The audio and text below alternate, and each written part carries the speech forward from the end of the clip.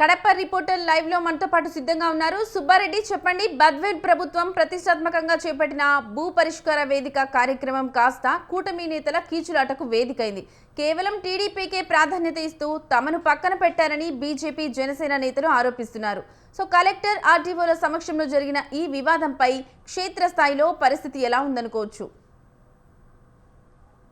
ఏదైతే నిన్న బద్వేల్ నియోజకవర్గంలో ఉండేటువంటి కూటమి నేతల్లో అలాగే టీడీపీ నేతల్లో వర్గపోరు అనేటువంటిది తారాస్థాయికి చేరిందని చెప్పుకోవచ్చు.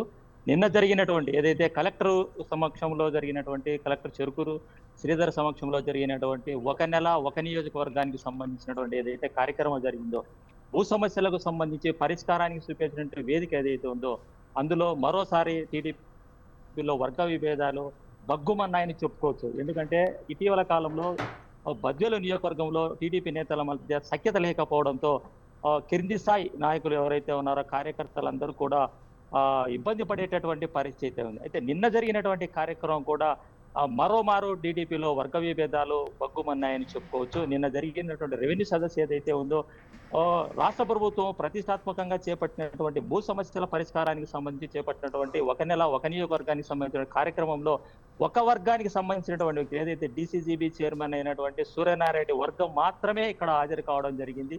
సూర్యనారాయణ రెడ్డి ఏకపక్షంగా వ్యవహరించేటటువంటి నేపథ్యంలోనే ఇక్కడ మరోసారి ఇక్కడ వర్గ విభేదాలు తారాస్థాయికి చేరాయని చెప్పుకోవచ్చు.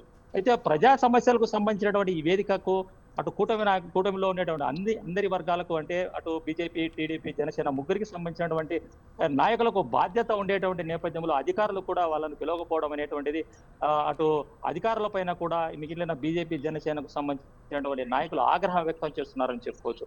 ఇది ప్రజలకు సంబంధించినటువంటి ప్రజా సమస్యలకు సంబంధించినటువంటి వేదిక అయినందువలన అన్ని వర్గాలకు సంబంధించినటువంటి అన్ని పార్టీలకు సంబంధించినటువంటి నాయకులకు కూడా సమాచారం చేరవేయాలనేటువంటి ఒక సమాచారాన్ని కింది స్థాయి ఎవరైతే ఉన్నారో రెవెన్యూ అధికారులు విస్మరించి నాయకులలో ఉండేటువంటి ఏదైతే వర్గ విభేదాలను పెంచే విధంగా ఈ కింది స్థాయి రెవెన్యూ అధికారులు చర్యలు తీసుకున్నారనేటువంటిది కూడా అటు నాయకులు ఆరోపిస్తున్నటువంటి పరిస్థితి ఉంది.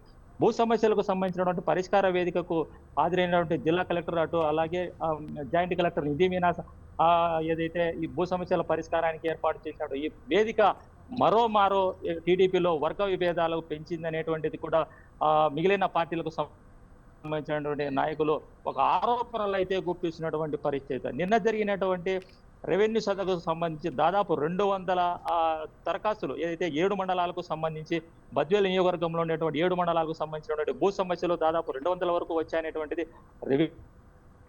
రైట్